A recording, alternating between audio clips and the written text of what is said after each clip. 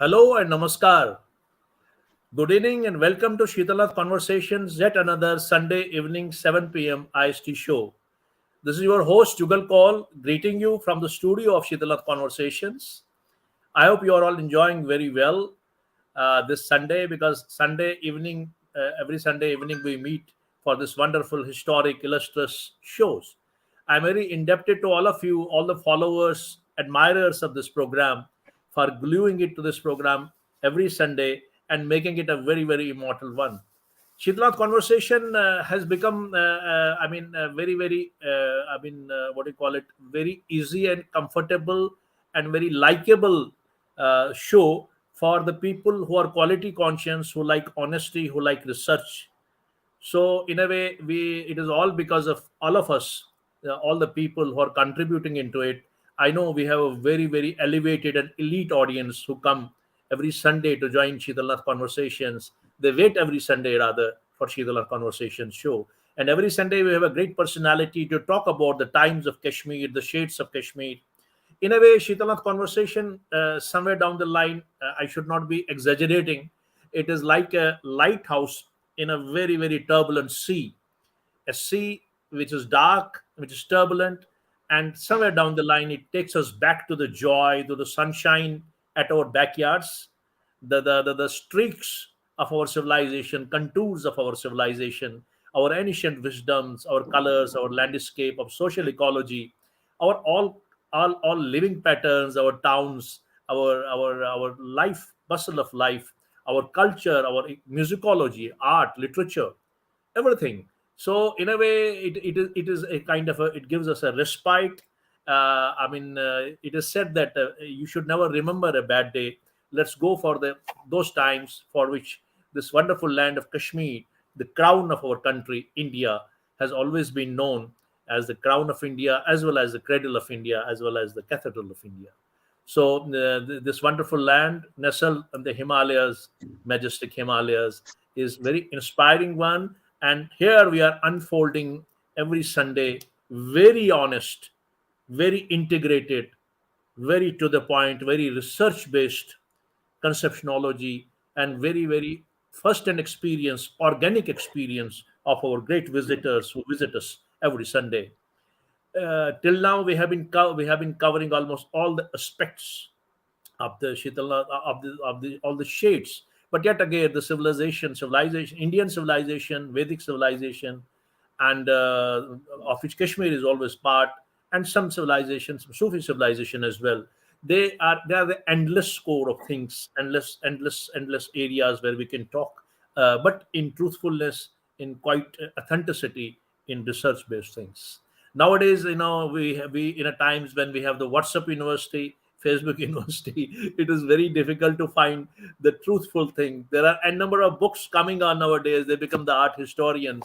They do all, they catch everything from the Facebook, from the WhatsApp, and from the Messenger and every places, and then they finally think that they have written a book. But here we see to it that everything is filtered properly, and people here are of very, very brilliant stature and very, very brilliant capacity. Today, I feel it's a very, very wonderful day also because today is the Festival of Lights. We are on the eve of Festival of Lights. And, Festival of Light is something which brings us joy, harmony, and bliss. And certainly it lifts us spiritually because every festival of every religion, all the religions, it gives harmony, brotherhood, joy, and certainly it elevates and transcends us from one state to the another higher state of joy that is known as bliss. So this is a wonderful day. This has been celebrated in all the widespread colors across the globe and across our country. So once again, I congratulate everyone. My greetings on the Deepavali.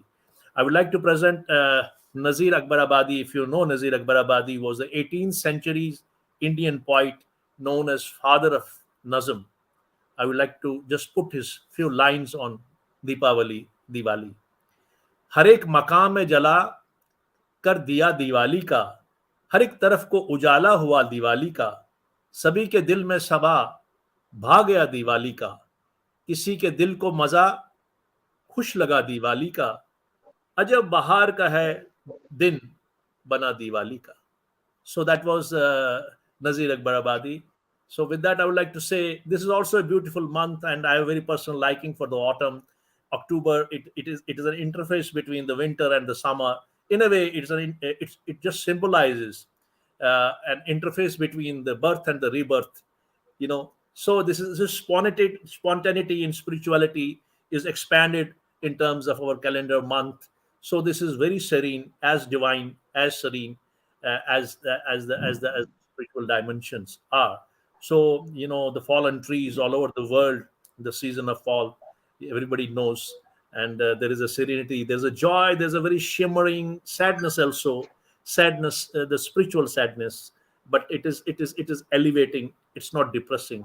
So that's how this autumn is. So we are in the best possible day and the eve of Deepavali, and in the month of autumn on a Sunday. So what more could I have wished for? In Shitala's conversations, we have been almost touching all the segments, all the strata, all the contours, all the resonances, crisscrossing through the eras, times, transitions, monarchies, colors, places, bridges, towns. And we have been, by and large, able to bring down very live and organic conversations. We know that the art has been covered. I mean, in many conversations here, we had Avatar Motors discussion on the art, the fine art, and the paintings about. He talked about. I mean, it was about the whole movement of Kashmir, entire movement of art, and entire movement. The people like Trilok Kaul, people like Dembi, and the outsiders like Berendi who came in, Raza Saab who came in, and the creation of this Amar Singh Institute of Art during Maharaja's time. And then also the many colorful or wonderful artists who came, who were the exponents of that particular institution. And before that, the indigenous art which prevailed, art in all terms, not only in fine art, the applied art also, the visual art, the sculpture art, all the things were prevailing in Kashmir. And this sculpture art is something which is a very specialized art, because this somewhere down the line takes us back.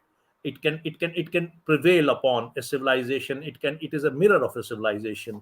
And nowadays, even if when we talk about Mohenjo-daro, when we talk about this Harappan civilization, when we talk about those earlier times, Indus Valley civilization, we find those, the Shiva, the sculpture of Shiva, sculpture of elephants, sculpture of peasants, sculpture of dancing women, sculpture of necklaces, sculpture of instruments. So all these things depict the civilization, and for historians becomes very easy and comfortable to go and explore those things.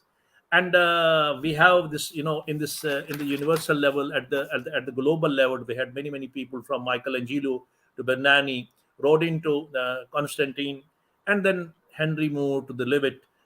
The list is endless, and the whole evolution of this particular sculpture art has been there.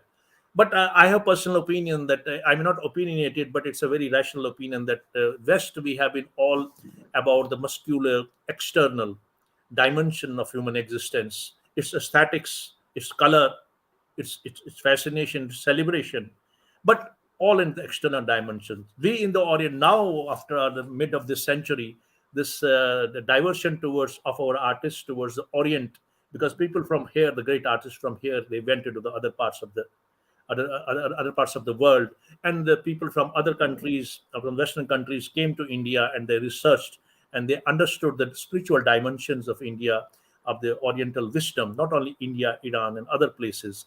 The Sufi, the Tasawwuf parampara, the spiritual parampara, Adhyatmic parampara of India. So it has become now we are opening up. Our art is opening up to the spiritual dimensions. So this is something. Earlier also we had this, cubism, realism. Our artists before partition used to just think of, they were echoing the Western art, cubism, this realism and other things, and abstraction. But now after that, it is more simplified, and it is more it is minimal kind of this things have been applied. That's what my understanding is. I'm not a very big connoisseur of art, but I'm an art critic. I sometimes also write about art. So that's my limited knowledge, whatever limited knowledge of art I have. So I have thought about it.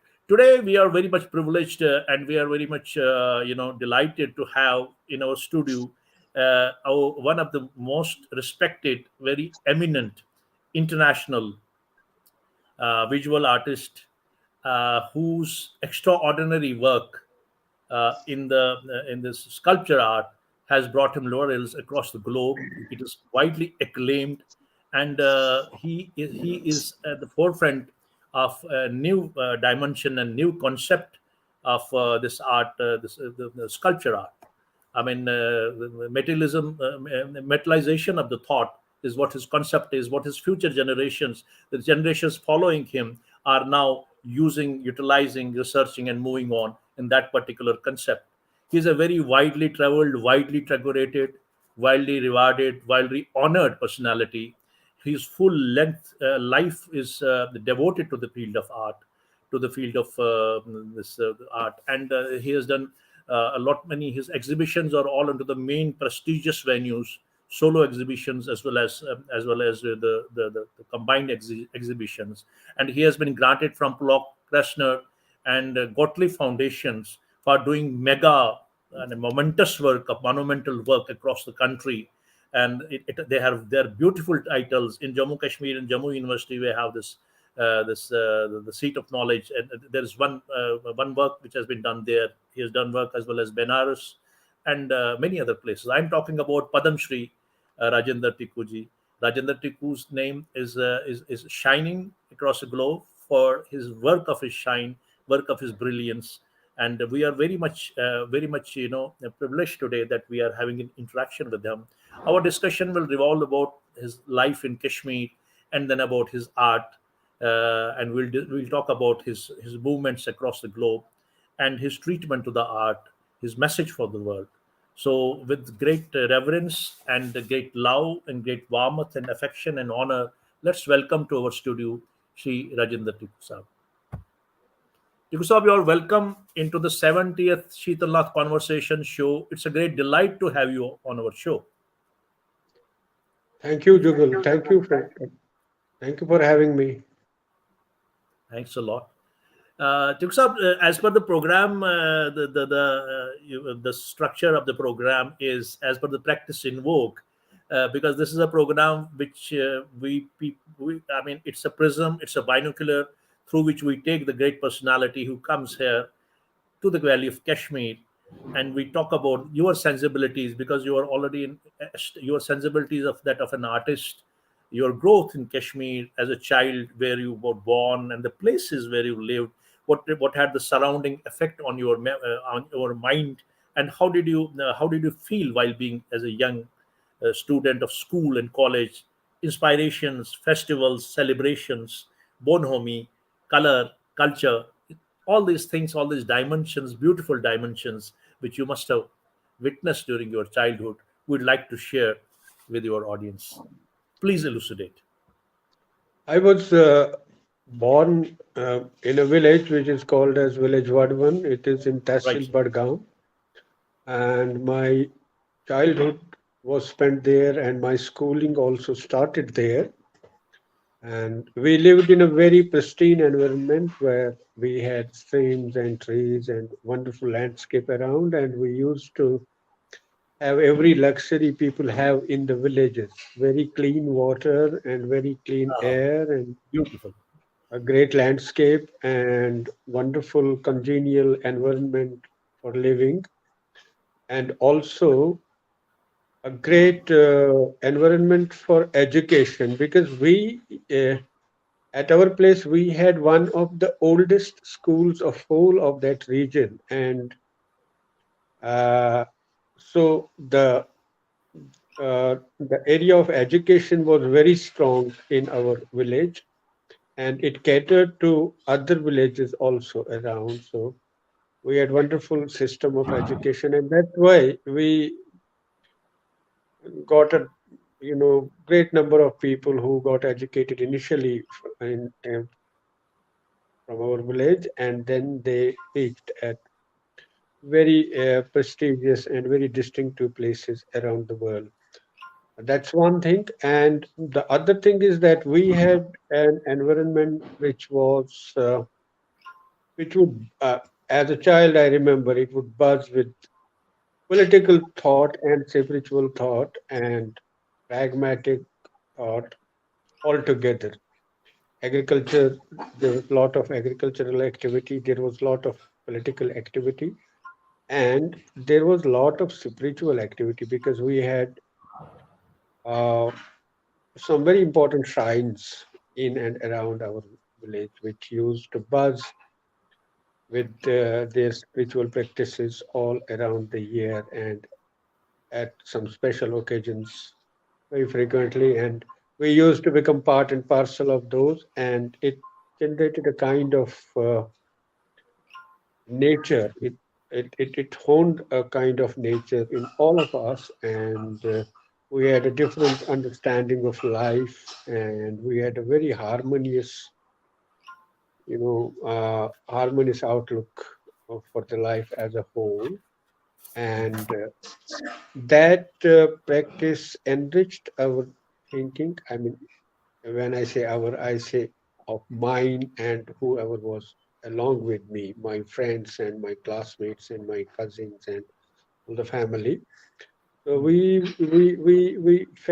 always felt enriched, and that enrichment uh, of thought remained as a part and parcel of our personality all over. And because this school was not a school which would give impart higher education. So for that reason, we had to change. And after some time of education at my village school, I had to migrate to Srinagar for better schooling, and I uh, enrolled myself in a school in Srinagar for Which my school, sir? matriculation and then What right. was the school? School in Srinagar you studied, Tiku sir? Srinagar, I studied at the National High School. National High School was one of the very good schools in Oh, Srinagar, and wonderful. it I've catered. also studied. I've also studied there. Yeah. It must have been quite later, and it catered to a very, I mean, the kind of my Great state of teachers. society, and so I stayed there, and Mm. I was supposed to be a very good student in the school, and It is evident, quite obvious. secured very good results in my 10th class. I was one among the 20 positions Hooray. which we In those got days. Wonderful. those days, yes. Although the percentage of marks was very low as compared to percentage of Yeah, marks percentage used to now, be first. but then I belonged to that group of elite students who were position holders. And after Correct, yes. that, I enrolled myself in SP College with full medical subjects for my study, Mm. and I studied science, did my Science. BSc from SP College, and um, later on joined Kashmir University for my studies of law. It was quite seemingly very strange and very kind of erratic combination of studies. Science and law. But then, yes, but then certain subjects interested me a lot. For example,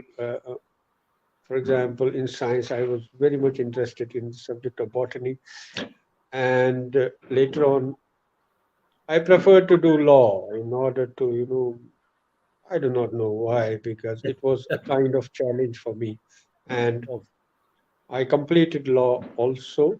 But during those days, we had this arrangement of an Institute of Fine Arts, which was run in the evening. It was run as an evening college in Srinagar, and we had this possibility of studying science at SP College and then going to the fine arts in the evenings, studying so how is law it in the possible? Kashmir University, and then Simultaneously? going simultaneously Simultaneously? because Institute of Fine Arts was not a recognized College of the University of Kashmir. So it was a kind of place which Jammu and Kashmir Cultural Academy had established in order to encourage the boys and girls who were interested in doing something pertaining to fine arts, visual arts, especially painting, and later on sculpture and applied arts also. So I made the best use of my time going to SP College in the mornings and going to university in the mornings. And after half of the day, when my classes were over, either in the college or later on in the university, I would straightway go to the Institute of Fine Arts and I'd enroll myself in visual arts. And later on, I enrolled myself for a specialization in sculpture with Oh, special emphasis on stone carving because stone was available in plenty in Srinagar and abundance so in Kashmir.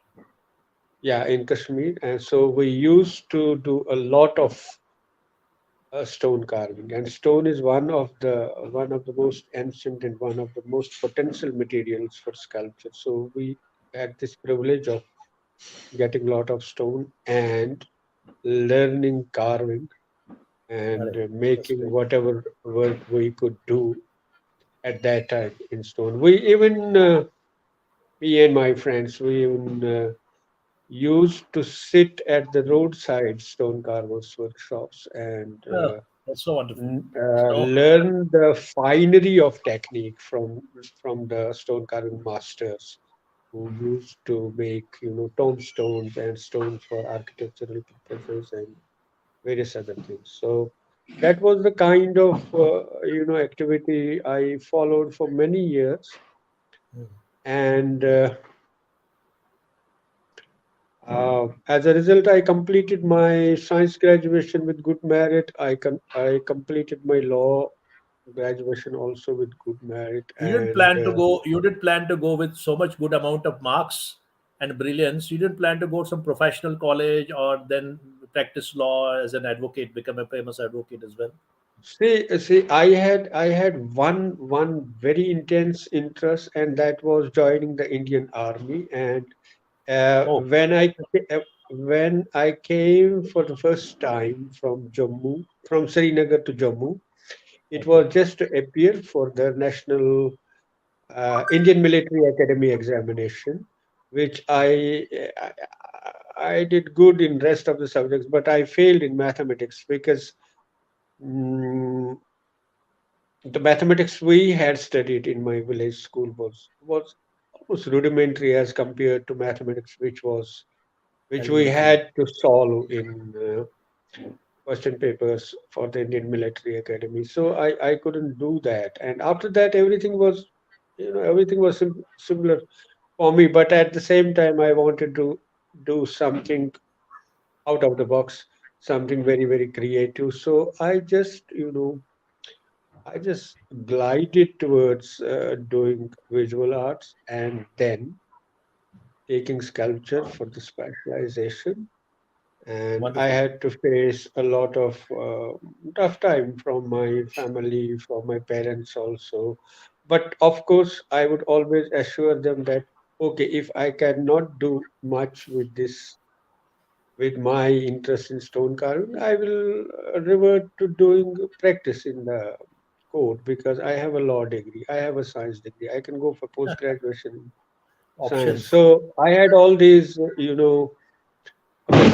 kind of all this support system for me because I whatever field of education I entered, I tried to complete whatever uh, was supposed to be completed. So that gave me a kind of confidence and but as the time passed on, the my interest in visual arts grew more and more and I took it more seriously without knowing that what I'll be doing in future.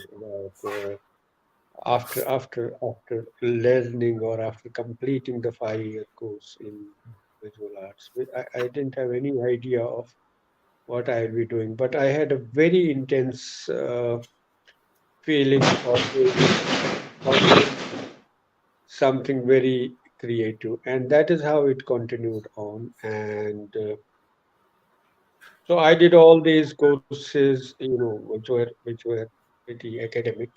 I did them with, you know, good merit, and then started doing sculpture and took it more seriously and devoted much time towards it. Although after You were completing my Tekusab, you were just. I would like to know about. You were. How did you watch Kashmir? Kashmir, Srinagar. You were brought up there, nationalized school, and then SP College, and then the university, and then your vicinity, the street, the waters, the games, the culture, the traditions, some part of celebrations. If you would enumerate, tell us something about that aspect about what you. right. What's your memory? Yeah. See, I told you briefly about my village that we lived in a very, kind of congenial and spiritual environment, and that even honed our perception about life as such, and that perception has stayed with all of us up until now.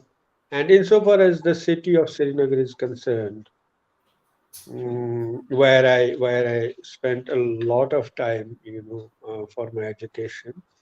Uh, I do not hesitate in saying that Srinagar was just, Srinagar was just, it was a city like Paris, Ah, where in the evenings the restaurants would open, the bars would open.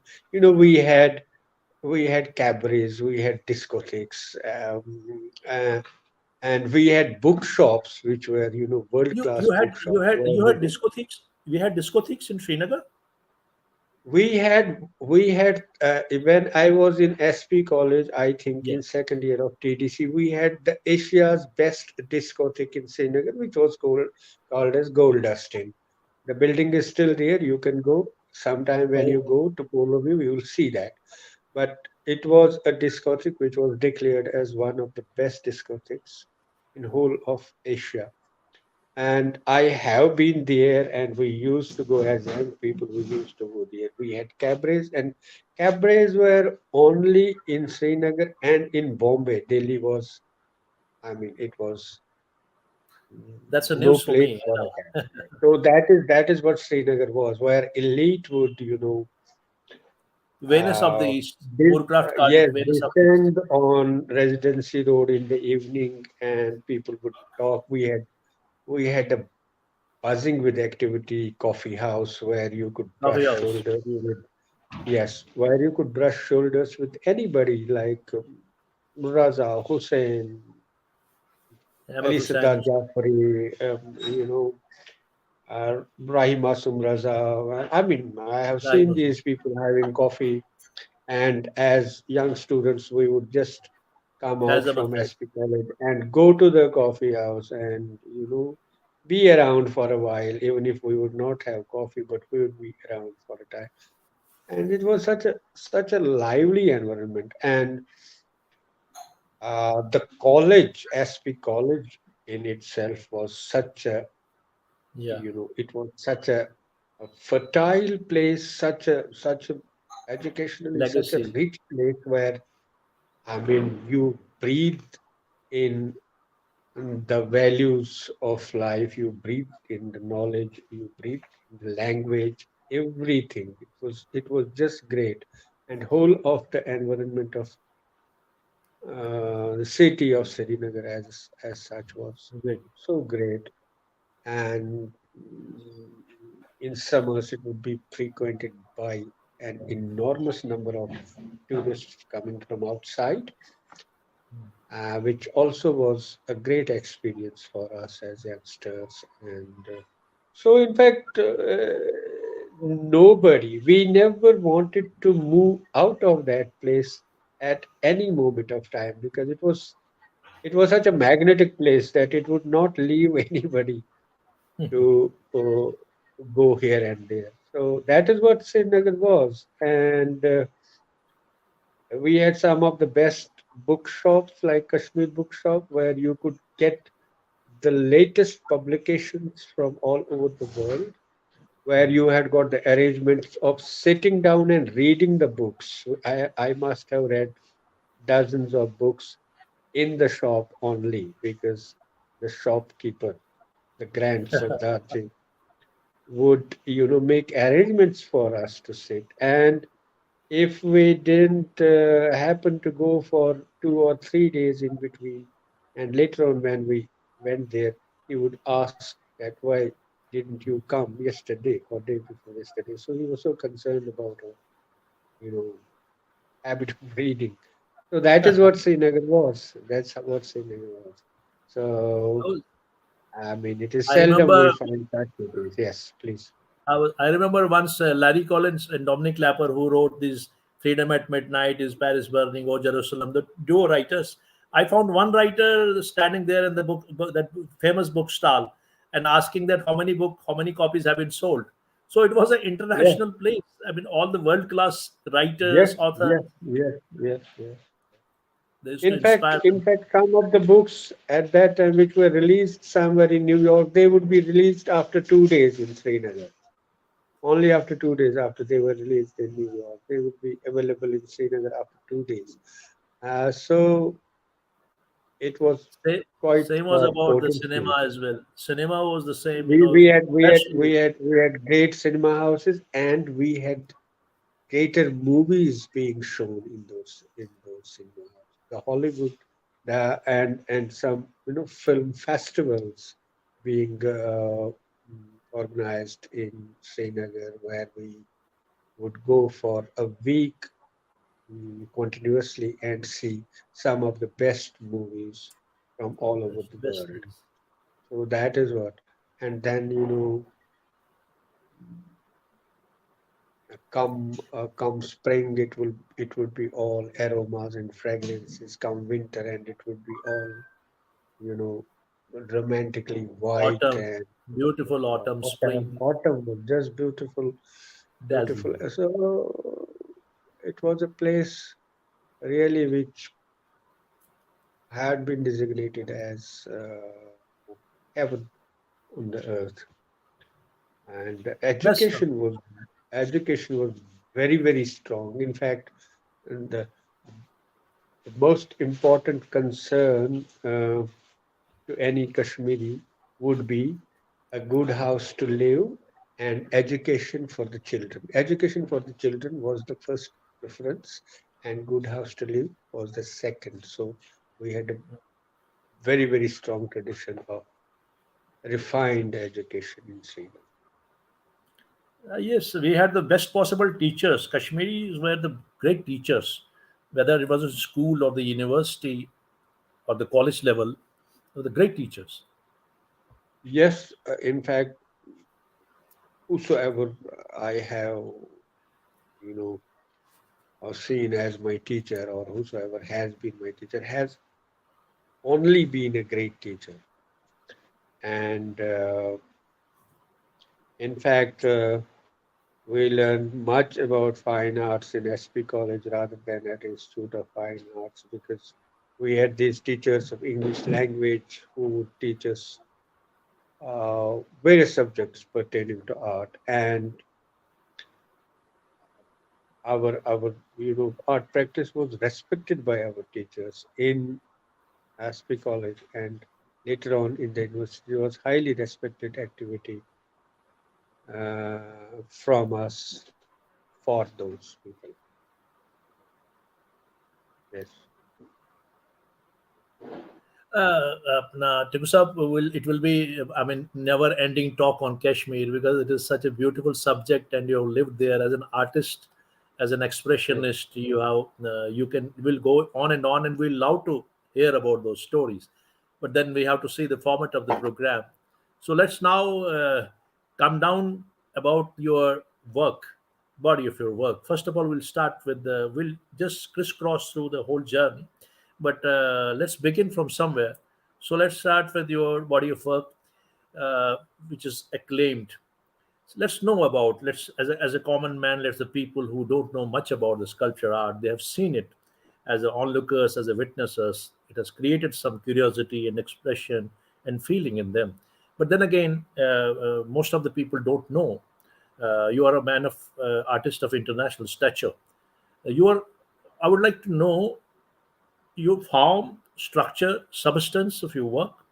It is said that I don't know. You were initially very much interested in the sacred spaces and the architecture of the places like Avantipuram and Martand and other places, Sufi traditions and Kashmiri temples, shrine architecture.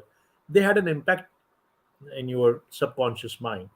So let's begin with your body of work, its style, its substance, and its development. Yes, see, as a child, I remember we used to go for our picnics to places like Martand, or Avantipura, or Patan, or Yes. Tapar, Ushkuru, and these were, uh, I mean, we were taken around to these places because they were the great archaeological sites. Hmm. And I very sharply remember as a child, I would get really, mesmerized by the grandeur of these places because Uh-huh. possibly I Wonderful. was very small and the monuments were very big. And when you Mhm. see in terms of proportion, you feel really, humbled. So I would really, feel kind of magic of these places and just imbibe that magic as much as I could as a child. And later on, when I, took up the practice of sculpture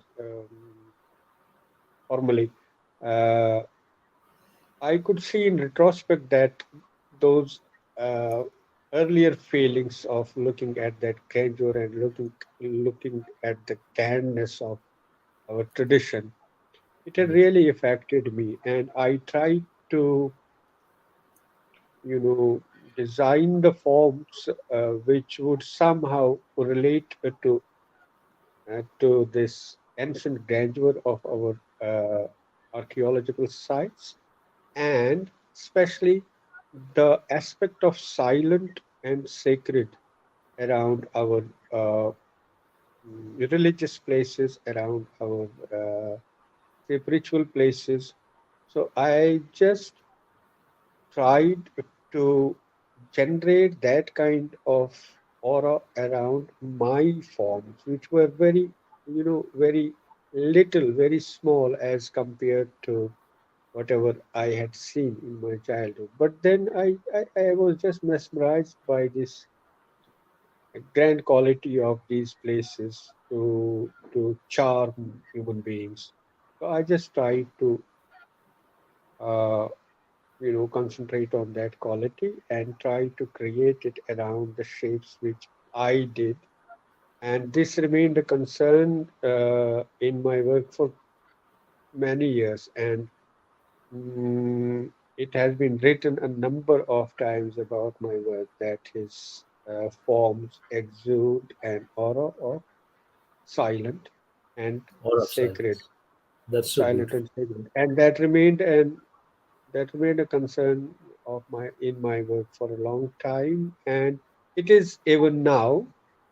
But of course, when you go on working, you go on exploring the other areas of your interest, the other areas of your experience, and whatever you imbibe from that experience, you explore those, and your form, whatever you do, it uh, keeps on growing, or it keeps on getting finer and finer.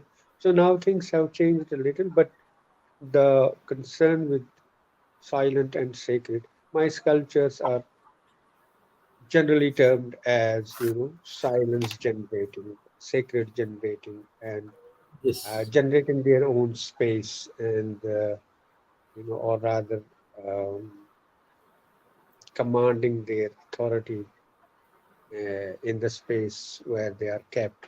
So uh, that this characteristic of my sculpture has been imbibed from the rich and strong tradition of uh, our our monuments, our archaeological sites, even the broken archaeological sites, demolished archaeological sites, but it would always be there. And I applied that in my work, and I applied the very crux of our philosophy, which was more of which had more of spiritual element uh, in it.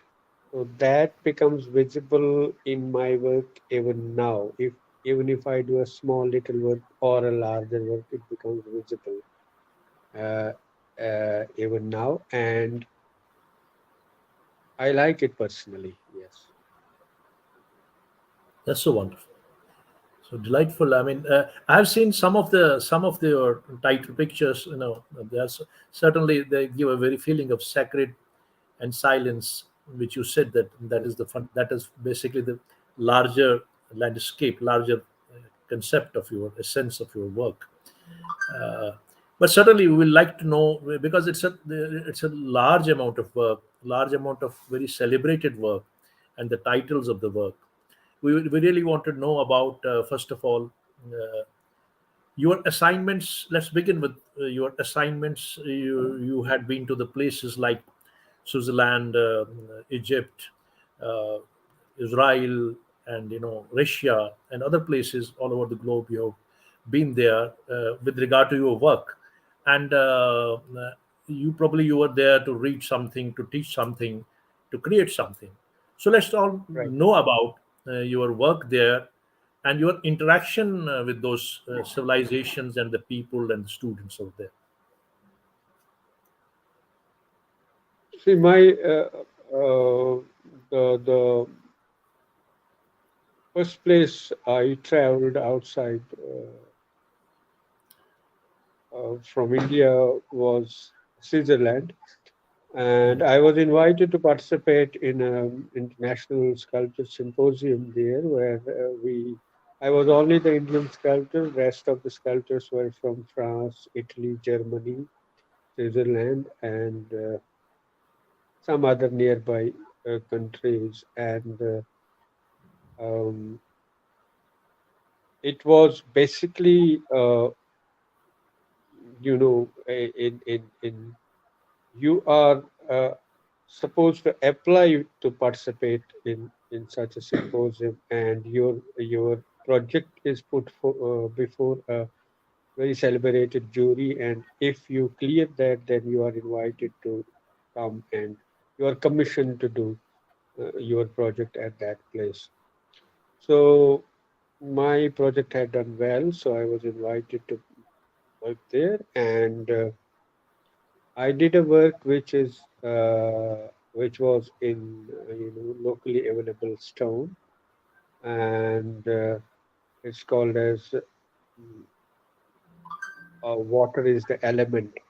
It connects water. I mean, I have worked a number of sculptures on the theme of water, and mm, Fifth because element. Yeah. yeah, so this element fascinates me, and I did this work in Switzerland, and it is displayed there at a particular place outside. It is an environmental sculpture, so it is I this work this work is displayed in the city of Sion. Sion is almost 2 hours away from Geneva, and I did it there. Then I worked in Israel also. We Israel has a very at a long-term symposium of stone carving, and where I was again invited to work in Galilee marble. So my sculpture went in to the Museum of Small Sculptures and Drawings in Vallelunga, Croatia. So in that way, I have worked at various places, and I have, you know, traveled. It is called as work-related travel. So we have traveled, and later on, when we come back, as I came back, we did a lot of work based on that travel. So that also gives a different dimension to your work. And I remember when I worked in Switzerland, it was, it was kind of very energizing exposure because for the first time I saw very huge work being done in stone, and I saw certain facilities which were available which we could not have to us at that time. So it was quite an experience to work at such place, and it was a greater experience to work with, you know, with very profound and with very celebrated artists of those countries, and have an exchange of ideas with them. And I felt very good because all of them would always like the, Indian perception of art as general and sculpture in particular. And that's what was my experience. And uh, I carried on with this experience, and we get a lot of chances to work at various places in our country also, where I could get um, you know occasions to do extraordinarily huge works, uh, You, which would. your Tips up your work. It is being said that it is transform. You transform metal and other materials into this materialization of thought, and that Correct. is basically coming generations which are following you. They are now moving into this particular creation of yours, this particular what you call it, the creation, and this particular sense, particular vision of yours. So let us know about this. Let's expand this word a bit for more detailing, for a more understanding about what it is all about, materialization of thought. See, through all through this practice of sculpture, I have uh, come to understand that the size of sculpture is material, or its material, or whatever it represents, is only, it's only a part and parcel of that sculpture. More of it lies, in its potent activity and in its power to act on us as sculptors, and you know have an effect on our personality. That's why we say that the development in art and artist has to be parallel. So uh, my idea about sculpture all through these years has been that what actually you do is that okay, you do stone carving, you do wood carving, you decide the size, you decide the shape, you decide the form. But what actually, finally, what you are doing, finally, you are, mm, you are visualizing uh, ways and means and shapes to express your idea, to express your thought. So to me, the whole process culminates in materialization of thought, in putting your thought in terms of material, in terms of, for example, in terms of stone, you are putting your thought. And the more you feel facility in putting your thought around, the more your work becomes effective as a visual object, and more it becomes effective for public per se, or people who look at it. But basically it is uh, materialization of thought. As for example, when you talk of poetry, it is rather um, it is rather uh, representation of your thoughts in terms of language, in terms of rhythmic language. So that's poetry.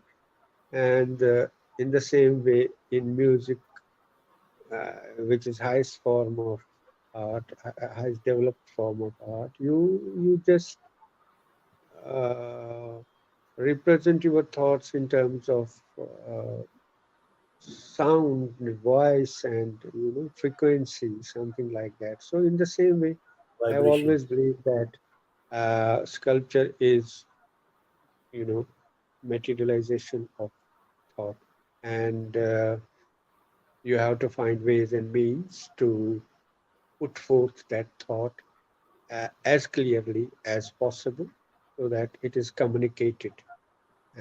It's communicated to the onlookers.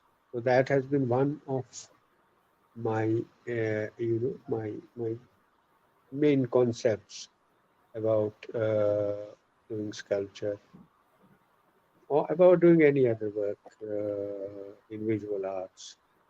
Uh, that's what I have been trying to do, and I succeed a number of times, and maybe I fail more than those times. But my basic concern is that, and it has been agreed to and accepted by lots and lots of people, and especially the younger generations who really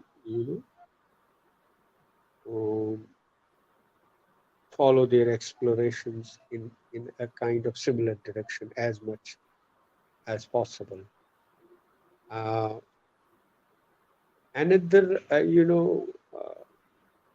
another attribute of my work is that I have been combining materials and experimenting with those combinations and uh, putting those combinations in terms of sculptural forms.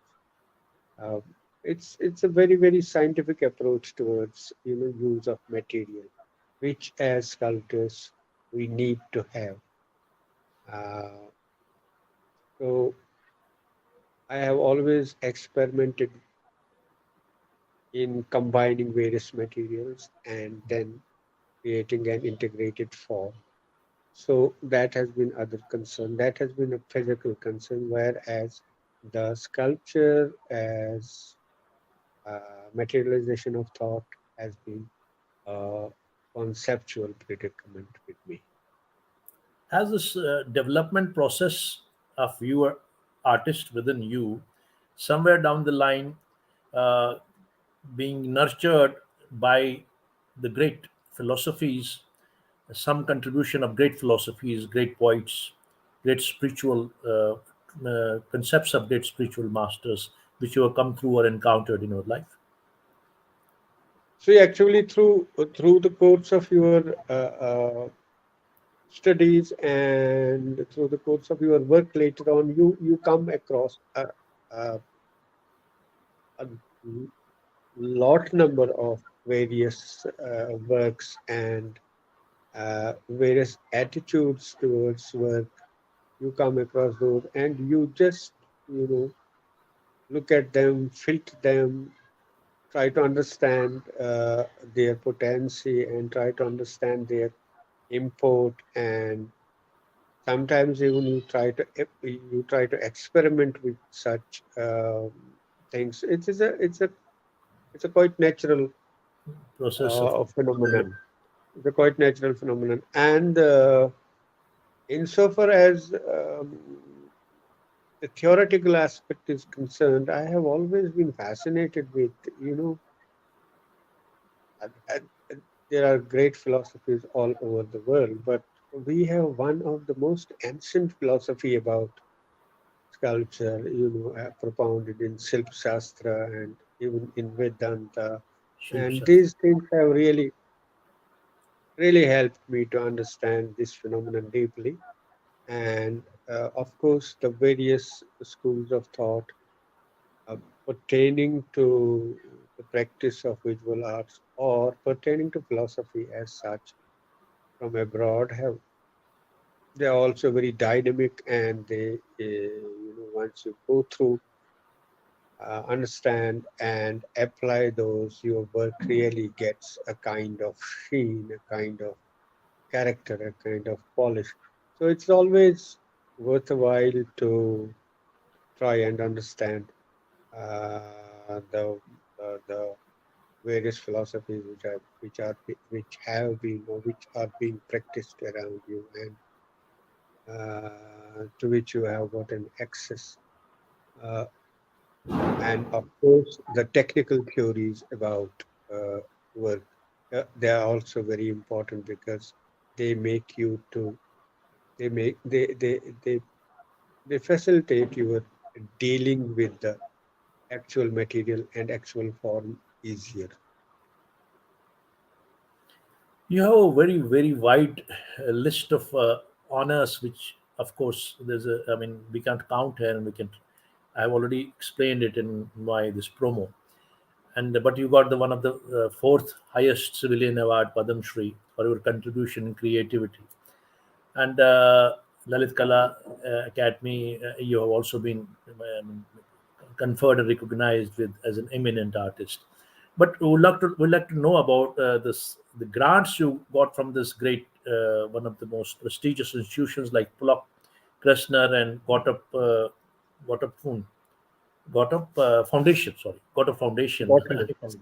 They got Gottlieb Foundation. Gottlieb, I pronounced it wrong. Gottlieb Foundation. It was a very huge, monumental work you did across the country, and we would really want to know about. You did it in Jammu University as well, because that belongs to the state, and it was a seat of learning or a seat of knowledge or something like that. Let's talk about through these under these great grants and prestigious grants. What did you create in our your Right. native country and abroad? Right. I may prior to these more prestigious bigger grants, I was granted the junior fellowship of the Ministry of Human Resources Development for my program to work uh, about to work on the involvement of color in sculpture. So then I did that work for 2 years, and then later on I was given a senior fellowship in the same for the to do advanced work for the same subject. Insofar as you have mentioned the Polar Creation Foundation grant, I got it in 2005 when I was very young. Uh, I mean, Polar Creation grant is given to people who are in mid-career. I was a bit for me it was a bit earlier, but it was given for a project which was called as interface, under which I was supposed to do monumental stone sculpture in reference to places of heritage importance in India. So my first place of heritage importance which I chose was Martin temples in Kashmir, Uh, because I good. started from Kashmir. So I was I was highly fascinated by the grandeur of the columns of It has a uh, huge. Martin Temple, and I tried to recreate, you know, the feeling of those columns and even the grandeur. So I did these almost 20 feet high columns, and always wanted to put it somewhere in Kashmir, which was not possible at that time. And then Jammu University came forward, and I rather gifted this work to Jammu University, where it has been installed, and it is called as the gateway to knowledge because it stands Yeah. on the road to the main Dhanvantri library of uh, Jammu University. Later on, I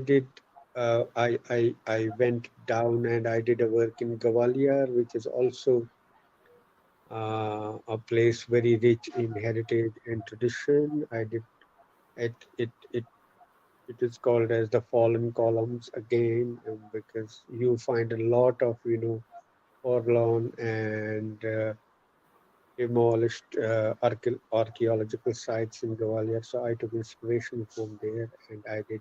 That work is lying in ITM, a university in Gwalior, and I did another work in Benares, where I took Ganga as the where I took Ganga as the place of heritage importance, and this sculpture, which is called as a, prayer for rare river to rise, is right on the bank of Ganga on Samne Ghat, with Ganga in its background. And then I went down to Maharashtra. I did some work in Nagothane, which is almost 150 kilometers outside Bombay. So it was a continuous process for almost 1 year, and I was going from place to place and doing work wherever it was possible for me. Insofar as the Gottlieb Foundation grant is concerned, I got it in 2030, 2015, and uh, my project was tradition, continuity, and contemporaneity. How tradition passes Contemporary. into work now, and how it becomes contemporary.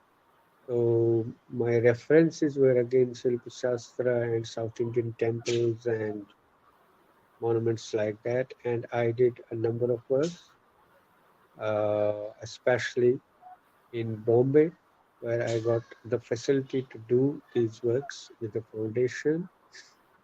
They provided me space to work, and they provided me some logistic support also. So I did it there. So that's how I completed these projects, which were uh, submitted to Collaboration Foundation and Gottlieb Foundation in New York. And my applications were accepted, and I got the grants to work. Uh, each of these grants is for 1 year, and they give you, enough money to do monumental stonework and travel and do rest of the things which are required with any kind of such project. So these have been, a kind of very satisfying, um, very satisfying events in my, career as a sculptor. Look it, I really wanted to. I mean, there are a number of things you've done. Udaipur also you did under this Grand Foundation. Yeah, And other. Udaipur, yes, Udaipur was because Udaipur civil authority had organized a international, very huge international sculpture symposium in order to have sculptures for the city of Udaipur. So the image of the work which you have seen is now installed somewhere on the lake Udaipur. It's called as the river heights. It is basically a comment. It's basically a comment on the depletion of water resources in our country, Oh, where that's where uh, bridges almost have become the hiding places for rivers, because we have got very less water left in our rivers. So it was a kind of statement, environmental contemporary statement crisis. on the principle. Yes. That is so wonderful. I'm fascinated by your titles. I have seen one of them. I mean, you have been, I mean, Hearth Back Home and My House in Snow, Yes. Snowdrops, Yes. and Yes. many. Let's talk about your titles. And I mean, I really want to have a very in length,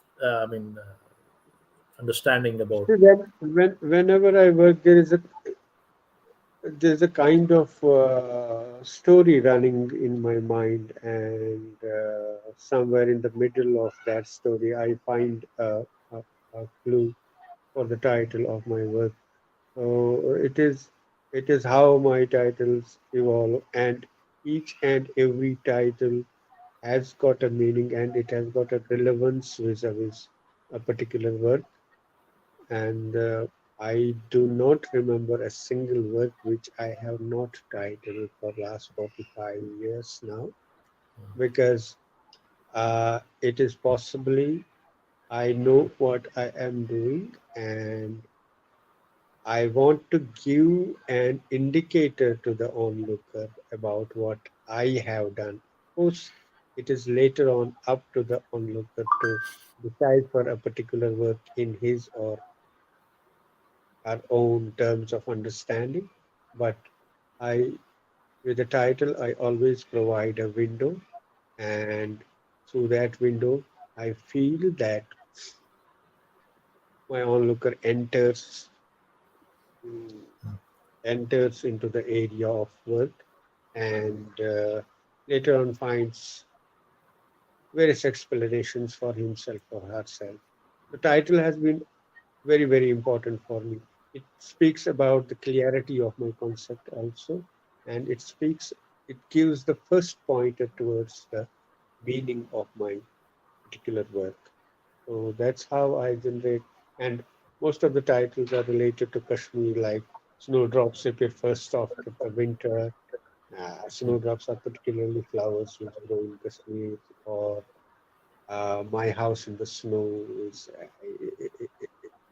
it is a kind of My ode. House in the Snow. So, yeah, my house That's in the beautiful snow is title. a kind of uh, ode to my memories of Kashmir, where um, our houses would mm, almost get embedded, almost get covered with snow. And so these are those childhood memories which I have always been trying to show through my work. So that's how the titles have been very, very important for me. And So some of my titles they run into two or three lines even. But that has been my way of working all through. that's so wonderful to know about.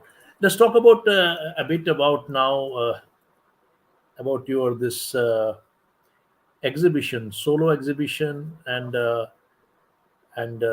this group exhibitions in the places like gallery space and habitat centers and other places, 7 8 Trinidad. I mean, let's talk about a bit about this exhibition part of your work.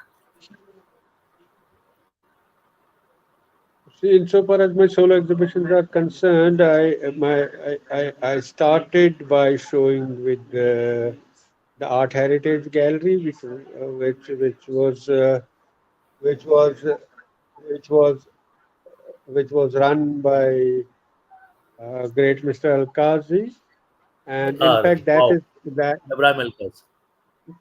yes, that in fact, Art Heritage has been my gallery essentially, and I have had most of my shows there. And later on, in order to give a further exposure to my sculpture, or in order to give it to know to more of people, I did an exhibition with Gallery Espace and with uh, Gallery Art, Threshold Art, and some exhibition in Benares. So uh,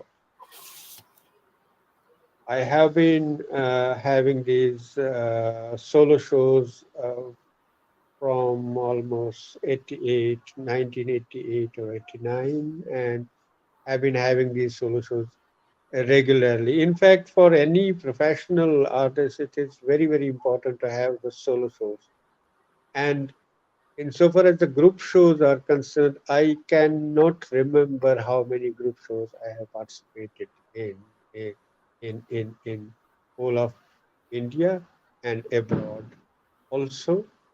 And They are numerous. They are numerous. In fact, curated exhibitions, group exhibitions, exhibitions by various states, and where you are invited to participate. Of course, the most important is the national exhibition, and so those are enormous in number. I do not remember. They go in hundreds. Remember it now. And then, in the same way, I have participated in a number of symposiums on stone carving, symposiums in sculpture, Symposiums. which were conducted at various times in India, at various places, and abroad also, as I told you earlier. But insofar as the solo shows are concerned, I have been regularly showing in Delhi, Bombay, Benares as a solo. I mean, in solo show.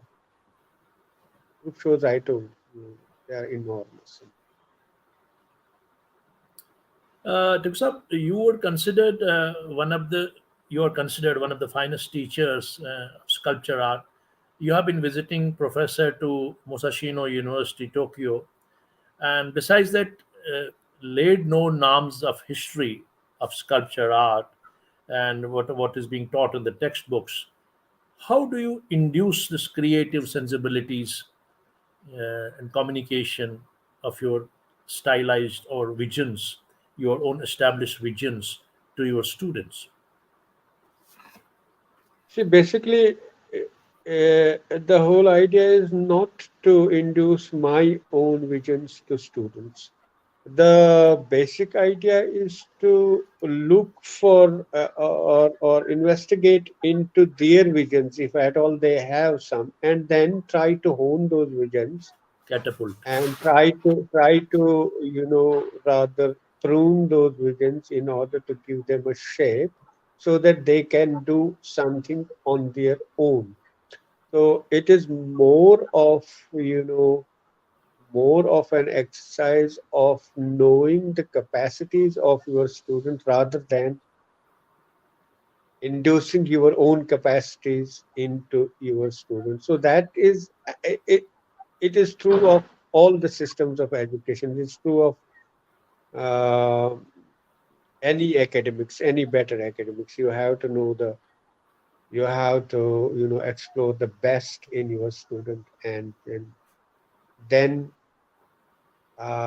give him the instructions and methods to explore and apply that best in whatever way he or she can. So that is what I have been doing, and I have also been experimenting in mm, you know in finding ways and methods to make my students to apply their studies of sculpture.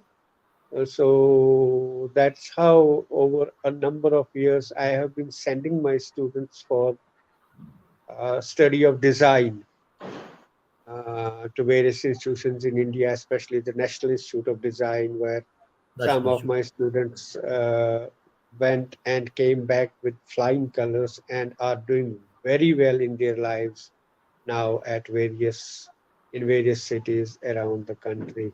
So I have been experimenting, and my whole idea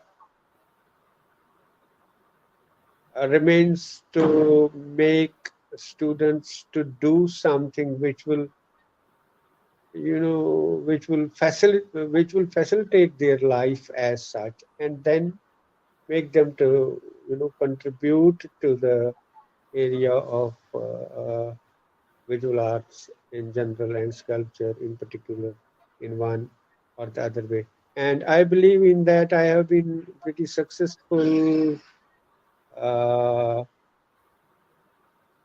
insofar as introducing students to design, introducing the students to theoretical subjects, and introducing the students to various various faculties of design. Specs. Okay. And I believe they are doing very well in their profession and in their life as such. Because doing well in life is more important than doing Yes. very well in profession. They So complement that each has other. always, yes, that has always been my concern as an academic in fine arts. That's so wonderful to know. You are a proud Kashmiri, and Kashmir has always been part of your sensibility. It speaks in your work, the sacred spaces, the silence, and the architecture, everything around.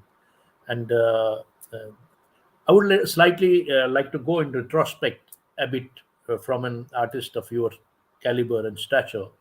Uh, let's go back into the much before this evolution of art scene in the contemporary Kashmir. Just a brief account of it. Amar Singh Technical Institute we have heard about. It is being said that the Bernarde and Raza Saab, you know, you also met Raza Saab, and many you had an interaction with him in some exhibition of yours, and probably your also worked in a small capacity with him somewhere for a small brief period of time. But what I mean to say is that it is being said that their contribution was immense in Kashmir, and that the local, the whole set of people, whole set of artists which evolved from these technical institutions. Was there a basis of art, sculpture art, and fine art before the coming of these technical institutions and these visitors to Kashmir who inspired and cultivated these things over there? Yes, of course. In fact, uh, Raza is too great a name. I'm Yeah, yeah. extremely young. He had, No, that's why I said that you want to retrospect as I heard, he had come to Kashmir for the first time. before going I to think France. before I was born, and but of course he has contributed a lot in inspiring some of the people in Kashmir. For example, he was rather the driving force behind the local, and The he local. sent him for further studies to Baroda, and he encouraged Bhatt uh, to, to to to do work, and he organized his exhibitions in Bombay. But of course, before that, Mildred, we had an environment of art which was already very potent with the advent of technical school in Srinagar, where there were many things taught to students. And then we had these artists like Mr. Kampasi. We had Narayanju Murtsugur. Murtsugur means sculptor again, uh, who happened to be either father or grandfather of Kishori Kolde. I mean, we can call him as the first modern sculptor of Kashmir. And then there were people like Dinanath Wali and Asan Bhatt and Ahmad later Hussain, on Mohan Raina. Ahmad So Hussain, many people were working. Later on, Santosh also, Tosh, who did who Ghulam Rasul left so Santosh. early from Kashmir and settled in Delhi. So we had a tradition of art already, and of course, Raja Saab's coming in gave it a much fillip, and people like Trilokol and others they got inspired to do further work uh, on the instigation of Said Haider Raza. And I had the great opportunity of working with him in one of the artist camps in Jaipur, and that is how I know him very closely. And later on, also we kept on meeting once a while in Delhi, and And you that's also how. happen to be, yeah, please, Pardon. please continue. So, I mean, Raza has in that way he has contributed, and he has even participated in some exhibitions which were uh, put up in Srinagar. Especially one exhibition which I have heard about was the exhibition organized by National Conference and Yes, put up in Mujahid Manzil. Mujahid Such a Manzil. great legacy. And unfortunately, our uh, the present National Conference forgets all this achievement which he had. And I have heard about this exhibition had one of the grandest footfall in any exhibition which has happened up till now in India. My So many gosh. people. And I got a lot of people who said, yes, we have been witness to that exhibition and it was really a grand exhibition. But it's very unfortunate that such things are not happening in Kashmir now. Yeah, And there are yeah. entirely different things happening in Kashmir. And I mean, this That's tragic. That's we tragic. had we had such a rich tradition of That's so tragic. uh, and I mean, I really remember when I was also a student, we had a rich tradition of exhibitions. We had an exhibition of German expressionist prints in Srinagar. We had exhibitions done by Lalit Kala Academy in Srinagar. We had exhibitions done by National Gallery of Modern Art in Emma Srinagar. Hussain had So I also have seen displayed some of art the there. best works in Srinagar only. When I had not even left Srinagar even once, I had Oh, seen some of the best works in Srinagar. what a So great we sight. had a great tradition. Coming back to Srinagar, we had a great tradition of uh, visual Nazar lag arts gaya. and enjoyment of arts. That's so wonderful. Tiku Saab, now we're running short of time. It is so enlightening and enriching talking to you continuously, but slightly we have to close it down for today. We'll have another session. I would like to have another session with you. My one question is that how do you see sculpture art coming forward as a nourishment and antidote to the kind of a Pardon? disharmony? Nourishment and an antidote, your Okay. sculpture art coming forward as a rescuer, Yes, yes, as a yes. You nourishment, see, a antidote. sculpture, right, right. Sculpture has got a great power of, sustenance. It sustains and it sustains the human thought, and it it expresses the emotion, and that's how it works as an antidote also for the sense of loss we have. It really works as an antidote. You know, because culture is one of the mediums which records memories, and memories by themselves are antidotes for the sense of loss human beings are experiencing all over the world. So in that manner, sculpture really helps as an antidote, and it really kind of heals the human uh, tarnished sentiments of human beings. So it has got that power of doing, because it's an actual thing in the physical space. So it gives a lot of satisfaction to human beings and works as a from reliever from the pain given by tough times. So You that also done way, some work sculpture has in got a this great regard. work to do. Yes. You've done some work in this regard also.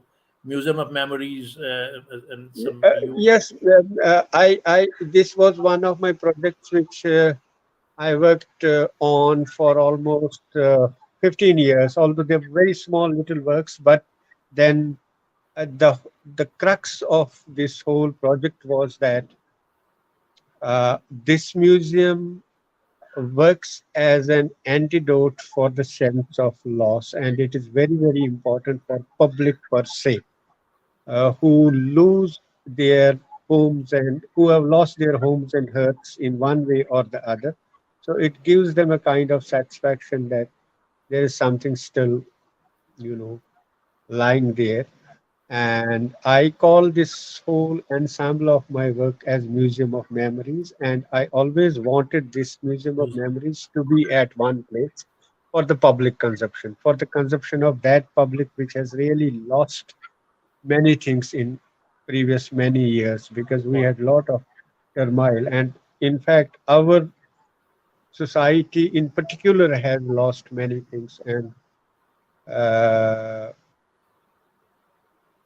which the sense of that loss gives us a lot of pain, and looking at such works gives us a lot of relief from that pain. So that's how I, and this is called as Museum of Memories, and I'm so happy to say that Museum of Memories has been acquired by Kiran Nadar Museum in Delhi. And so I believe over a period of time, it will be a museum within a museum where people can go and see and look for the concerns I had, and look for the fertility of their thought, and look for the strength of their roots also.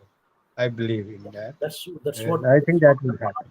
art should finally serve humanity. Thank Yeah, you. that's something which we need. Uh, yeah. Now I would like to say in a very, let's come to the lighter vein now, slightly a bit lighter vein. Because as a I mean visionary artist of such a repute and so much huge body of work, and then expression and the vision. How do you see? How do you feel millennials ahead, millennia ahead, many thousands, maybe 2000, 3000, Right. those entities look at us as we look to the Mohenjo-daro and the Indus Valley civilization now? Now, see, we have to look at the practical aspect of world right now. World has become very small, and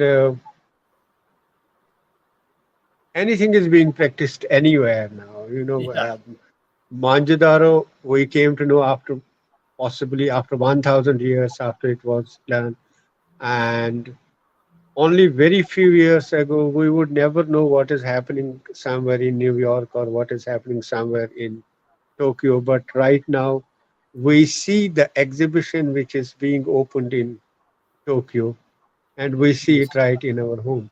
So it is all a kind of, it is all a kind of churning happening where art uh, generally is become global, and so anything anywhere is